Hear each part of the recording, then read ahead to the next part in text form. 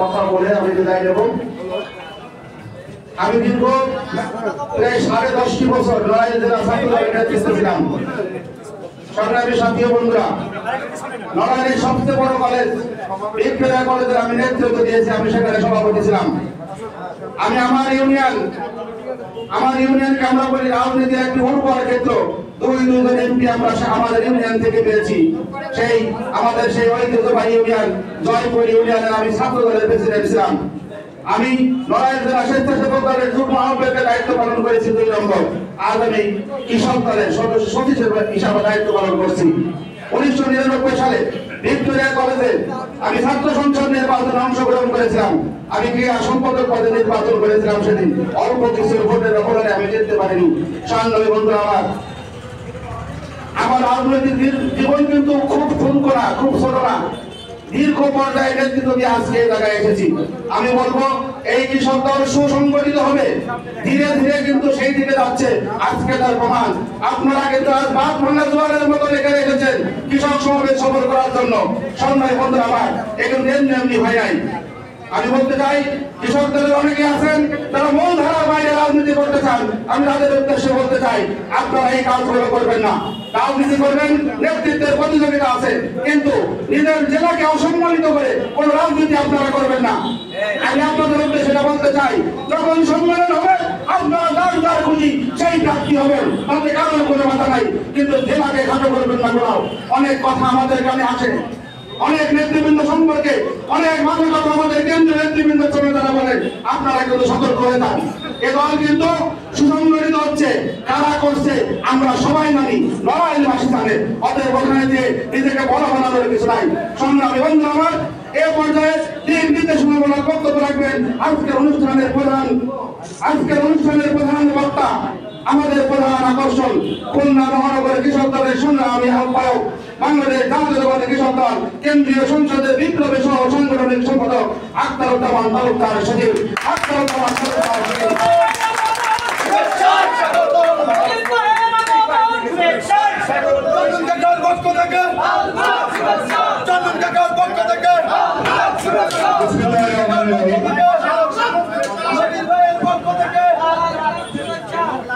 বাংলাদেশ জাতীয়তাবাদী কৃষক দল নড়াইল জেলা শাখা কর্তৃক আয়োজিত আজকের প্রস্তুতি সভা সম্মানিত সভাপতি প্রিয় সহযোদ্ধা জনাব নবীর হোসেন, উপস্থিত আছেন বাংলাদেশ জাতীয়তাবাদী কৃষক দল কেন্দ্রীয় সংসদের বিপ্লবী সদস্য জনাব কামরান হাসান সহ আরো উপস্থিত আছেন নড়াইল জেলা কৃষক দলের সংগ্রামী সদস্য সচিব চন্দন ভাই সহ উপস্থিত ব্যক্তিবৃন্দ, সবাইকে আসসালামু আলাইকুম।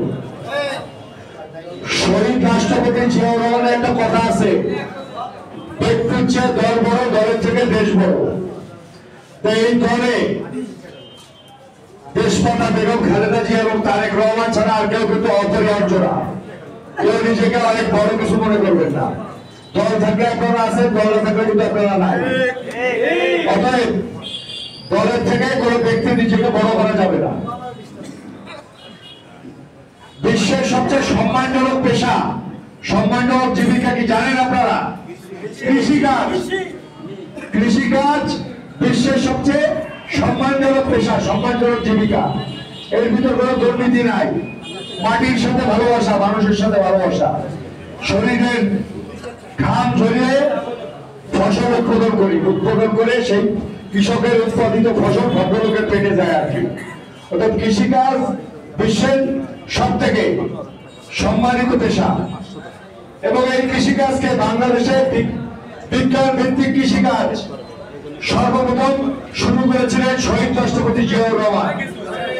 উনি অনুধাবন করতে পেরেছিলেন যে ফারাক্কার বাঁধের দিকে পানির প্রতি যদি আমরা নির্ভরশীল হই, তাহলে আমরা খরার সময় পানি পাবো না, বন্যার সময় আমরা বন্যায় প্লাবিত হয়ে যাব। এই জন্য শহীদ রাষ্ট্রপতি জিয়াউর রহমান বাংলাদেশে খাল খনন করেছিলেন এবং সমাজ বিপ্লব করেছিলেন।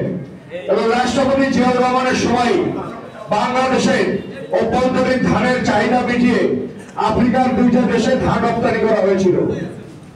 এবং দেশমাতা বেগম খালেদা জিয়া বিএনপি চেয়ারপারসন, উনি ক্ষমতায় এসে 25 বিঘা পর্যন্ত কৃষকের জমির খাজনা মওকুফ করেছিলেন, বরেন্দ্র প্রকল্প চালু করেছিলেন এবং 5,000 টাকা পর্যন্ত কৃষকের কৃষি ঋণ মওকুফ করেছিলেন।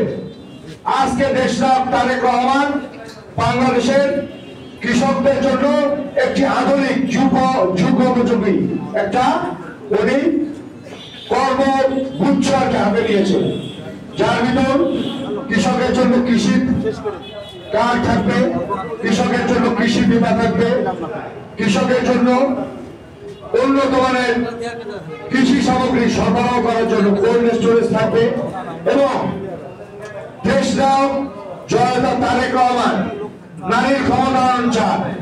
এই যে কৃষি কার্ড গুলো এগুলো কিন্তু কৃষারীদের নামে হবে বা কৃষকের সহধর্মিনী ওয়াইফ তাদের নামে হবে। এটা কি পরিবারে মহিলাদের গুরুত্বটা বাড়ানোর জন্য এবং এই দেশে সেই ব্রিটিশ বিরোধী আন্দোলন থেকে বাংলাদেশের কৃষক সমাজে গৌরবোজ্জ্বল ঐতিহ্য আছে। সেই তিতুমিরের পাশের কেল্লার আন্দোলন, কৃষক আন্দোলন, তেবারা আন্দোলন, কৃষক আন্দোলন, বড়রা ভাসানী আজীবন কৃষকদের স্বার্থ রক্ষার্থে আন্দোলন সংগ্রাম করেছে। শেরেবাংলায় একজন কৃষক নেতা ছিলেন। অতএব কৃষকদেরকে খাটো করার কোনো কারণ নাই। আমরা 28 অক্টোবরের পরে দেখেছি অনেক কেন্দ্রীয় নেতা নেটওয়ার্কের বাইরে চলে গিয়েছিলেন, ফোন খোলা ছিল না, কিন্তু বাংলাদেশ জাতীয়তাবাদী কৃষক দলের সভাপতি কৃষিবিদ হাসান জাফর তুহিন ভাই এবং আমাদের বিপ্লবী সাধারণ সম্পাদক শহীদুল ইসলাম খান বাবুল ভাইয়ের সেলফোন 1 মিনিটের জন্য বন্ধ ছিল না। ওনারা সার্বক্ষণিক নেতা কর্মীদের নির্দেশ দিয়েছেন এবং ঢাকার রাজপথে অনেক কিছু করেছেন জাতীয়তাবাদী কৃষক দল। তা আজকে এই হাসিনার পতন হয়েছে, ফ্যাসিস্ট হাসিনা, এতে বিএনপির কোন অঙ্গ সংগঠন থেকে জাতীয়তাবাদী কৃষক দলের ভূমিকা কোন অংশে কম নয়, অনেক ক্ষেত্রে বেশি। অতএব কৃষক দল করছেন, মন ছোট করার কোনো কারণ নাই। এবং আরেকটা কথা আমি আপনাদেরকে সুস্পষ্ট ভাবে বলে দিতে চাই, আজকে এই যে কৃষক সমাবেশের পরিকল্পনা, এটা কিন্তু দেশনায়ক তারেক রহমানের নির্দেশে এবং সরাসরি দেশনায়ক তারেক রহমানের প্রোগ্রাম। এখানে কেউ অযাচিত হস্তক্ষেপ করবেন না।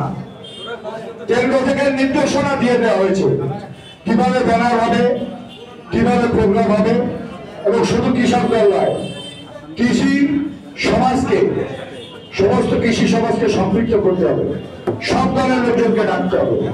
বিএনপি নেতৃবৃন্দ ওখানে থাকবে, শুনবেন কিন্তু কোনো বক্তব্য দিবেন না।